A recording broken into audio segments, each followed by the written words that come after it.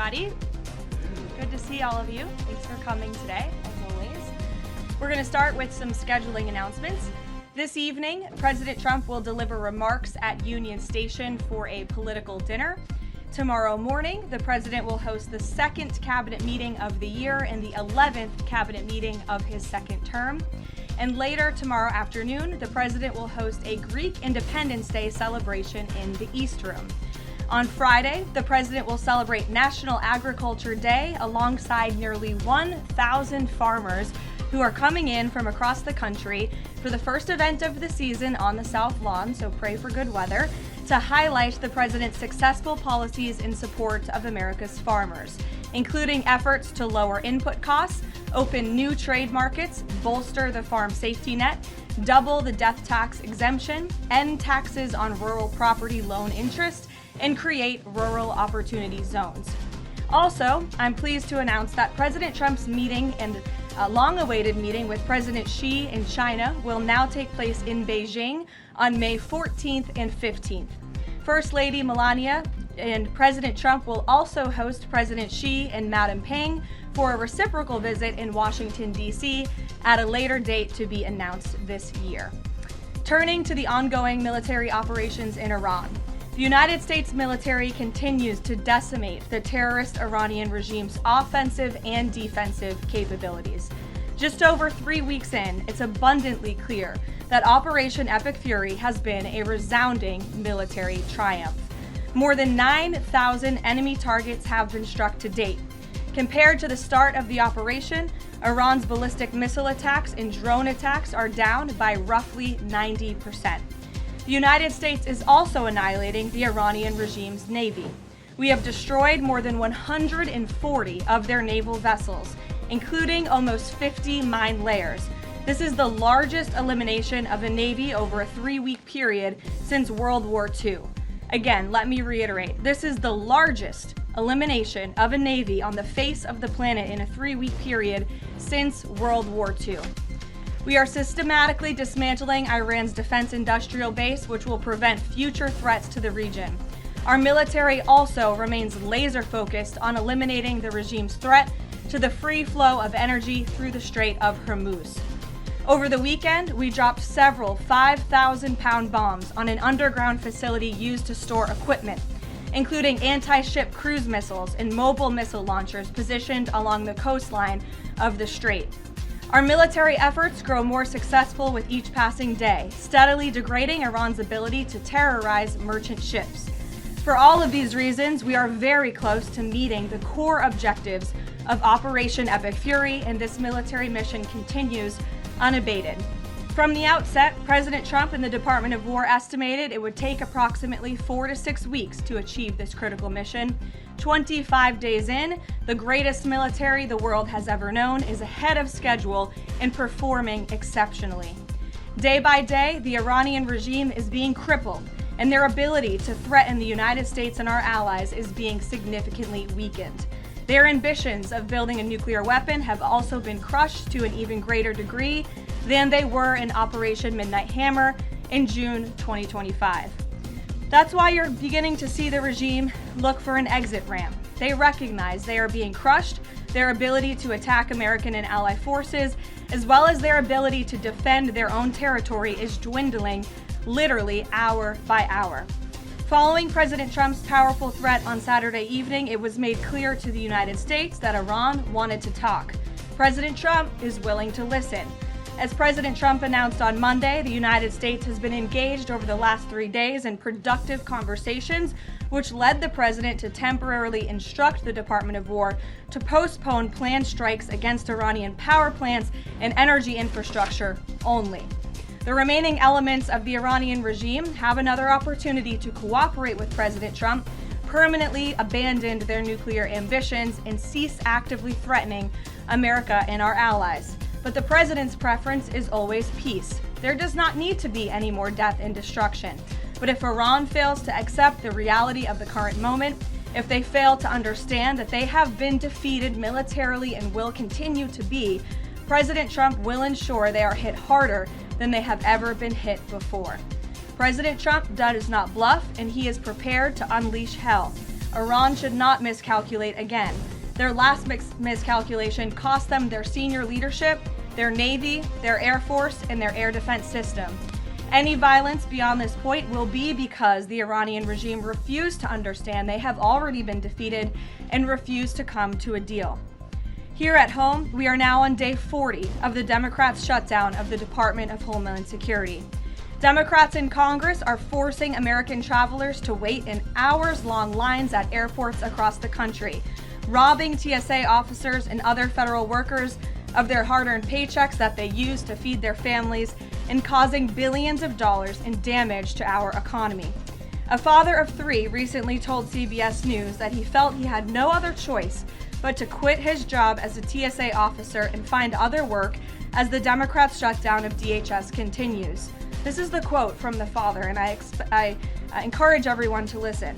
"I think the hardest thing is seeing the struggle that my wife was going through and not trying to bring more stress to her," the father of 3 said, "but seeing her cry every night, how am I going to feed my family? How am I going to survive?" For the Democrats in Congress, the cruelty of this shutdown is the point. Nearly 500 TSA officers have quit since the Democrat shutdown began. President Trump, to alleviate this pressure, made the decision to send some of our amazing ICE agents to help alleviate that stress and address the long wait times. And for all of the critics of this solution a few days ago when it was proposed by the president, it is yielding results. Wait times have improved since ICE arrived, and they are doing everything in their power to help their fellow federal service members. But it's important to take a step back and remember, why is this even happening in the first place? For nearly 6 weeks, Democrats in Congress have kept DHS shut down because they care more about illegal aliens than American citizens. You have Democrat elected representatives in states across the country who are willing to inflict massive pain on their own constituents to fight for illegal aliens who broke our nation's laws to come here. In recent days, we saw the deadly consequence of this deranged policy of Democrat open borders and an illegal alien-first agenda. A beautiful 18-year-old girl, Sheridan Gorman, she was shot and killed in Chicago last Thursday morning while walking in a park with friends. The suspect in custody for murdering her is a Venezuelan illegal alien who was caught and released at the border by the Biden administration in May of 2023. Why would the Biden administration catch and release a Venezuelan illegal alien? That is not happening anymore under this president. But there are still tens of thousands, if not millions, of these illegal aliens in our country who seek to do harm to innocent Americans, like this beautiful young woman whose family will now never be the same because of her death. To make matters even worse, this monster was also released from local custody again after a shoplifting arrest, where? In the sanctuary city of Chicago in June of 2023. Again, another innocent American citizen had her life stolen from her because Democrats embrace reckless open border policies and reckless sanctuary city policies, which put criminals back into American communities. How many more Americans have to die before the Democrats end this madness? President Trump's position is very clear. He wants the federal government opened, he wants the Department of Homeland Security funded, and he wants the Democrat shutdown to end immediately. The president will also continue to call on Democrat leaders in sanctuary cities and states like J.B. Pritzker, where this young, beautiful girl was murdered, to cooperate with ICE and stop releasing illegal alien criminals into American neighborhoods. It is for the safety of every American citizen, including all of the people in this room. With that, I will take your questions, and here in our new media seat today, we have Gabe Fleischer. Thanks, Karoline. Thanks, Gabe, for being here. Thank you. I have 2 questions for you. First, if the war in Iran continues past this current round of peace talks, and with thousands of troops on their way to the Middle East, is there a point, either a number of ground troops or a number of days, at which the president will consider seeking authorization from Congress? Well, as you know right now, that formal authorization from Congress is not necessary because we're currently in major combat operations in Iran. The Department of War and the President, as I said, estimated about a 4 to 6 week timeline for the full completion of these military combat operations. We're again on day 25 today. And as a courtesy, nevertheless, the administration did notify Congress, the Gang of Eight, ahead of the launch of the operation 25 days ago, and we've also had our top national security officials go to Capitol Hill to brief lawmakers, again, out of courtesy and out of respect for them. So at this moment, it's unnecessary, but of course, the president and this administration will always abide by the law. Gabe, or do you have a follow-up? Yes, sure, go ahead. Second question. In my reporting, I speak a lot to young voters, many of whom voted for President Trump for the first time in 2024, hoping to have no more wars and to have lower prices. Now, with the war taking place and with gas prices going up, curious what President Trump's message would be to those voters who kind of swung into his coalition in 2024, but maybe don't feel the administration is going as they had expected. President Trump is doing this for you. He's doing this for young people so that we are no longer threatened by a rogue terrorist regime in the Middle East that seeks to kill the brave men and women who serve in our country in the Middle East, many of them young people themselves, young men and women who serve this country honorably in uniform and have been threatened, killed, and maimed by the rogue Iranian terrorist regime for 47 years. President Trump finally had the courage to step up and do what's right by our national security, our homeland security. As for the temporary short-term fluctuation in gas prices, the president has said once these combat operations are over, this administration is going to continue to unleash American energy dominance. We're continuing to do that every day, and we're going to see prices at the pump go back down just as we have over the past year because of this president. And don't think for 1 second if the Democrats had their way, gas prices would be as they were under the previous administration, the Biden administration, record highs. This president is keeping them as low as he can during this short-term combat operation, and they're going to go right back down when this is over. Gabe. Thank you, Caroline. Just within the past few hours, Iranian state TV has said that Iran has rejected the U.S.'s 15-point plan to end the war. What's the White House's response to that, and have these talks hit a dead end? They have not. Talks continue. They are productive, as the president said on Monday, and they continue to be. However, I saw a 15-point plan that was floated in the media.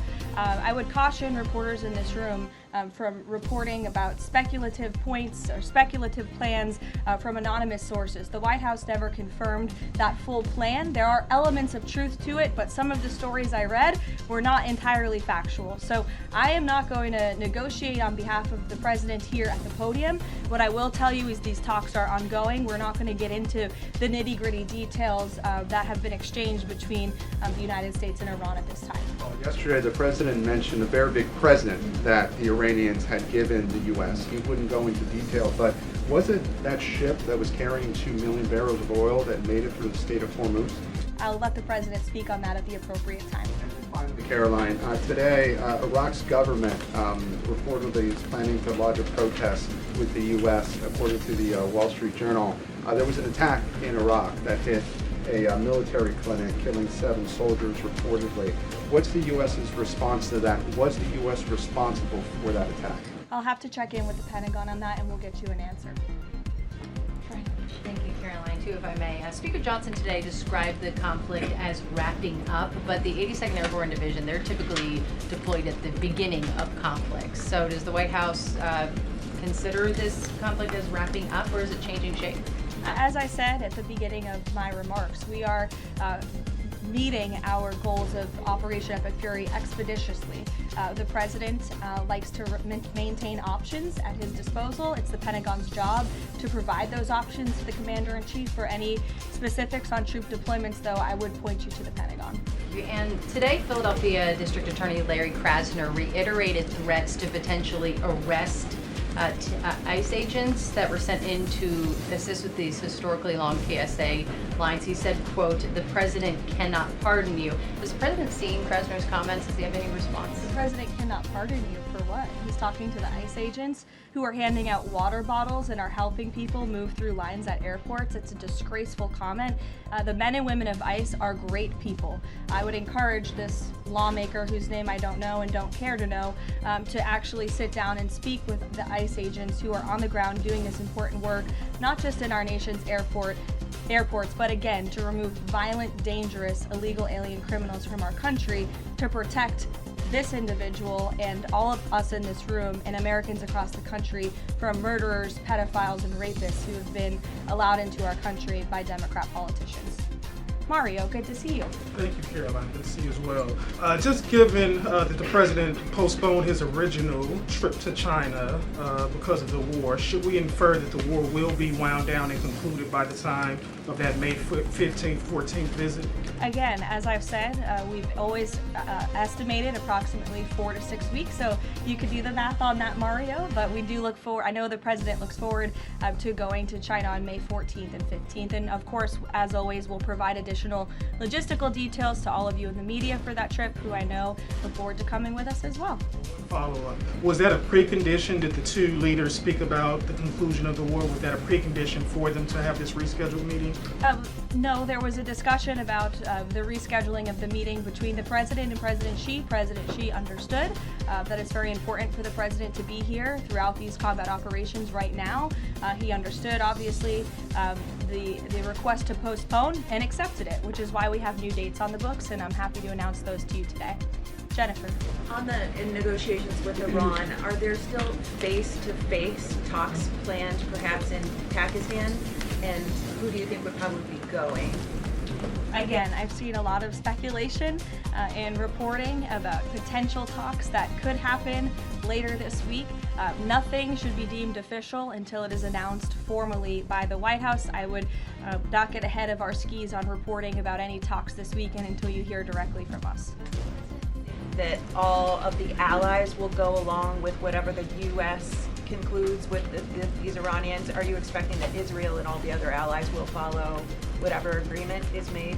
I think the president has shown that he is absolutely the leader of the free world, the head of the most powerful military in the world, and in various examples of the 12-day war between Iran and Israel, the ceasefire between Israel and Gaza, the president has shown a very unique skill at getting our allies to get on board with what's in the best interest of the United States, but also the world in cases of foreign policy like this.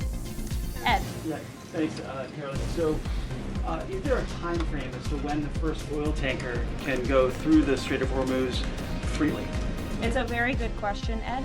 I don't have a specific timeline for you today, but it's obviously something the administration is working towards as quickly as we can. And with respect to oil, as you know, the administration has taken a number of actions to stabilize the markets. We directed the U.S. DFC to offer reasonably priced political risk insurance for takers through the strait.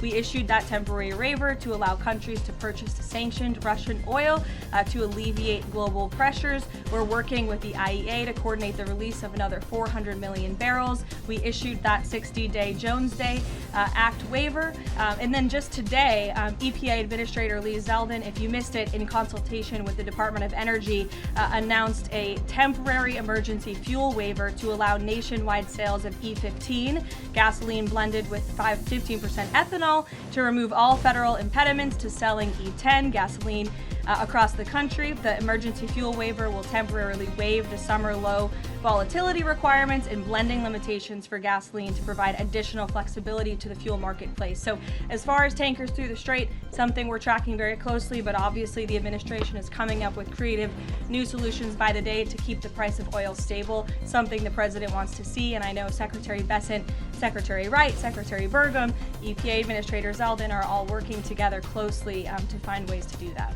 You gave that 5-day timeline for pause in operations. Would a tanker going through the Strait of Hormuz be one of the conditions that he would extend that? That's only something the President of the United States can answer. I won't get ahead of him. Can I ask you about the TSA lines? Sure. Are the TSA lines, that we've all seen the video of that from various airports, is that going to be what ends the stalemate in Congress? That's fine. Well, look, it's the Democrats who have led to this stalemate over the past 6 weeks. The president and the Republicans' position has been very clear: fund the Department of Homeland Security. And we've attempted in good faith numerous times, both the president himself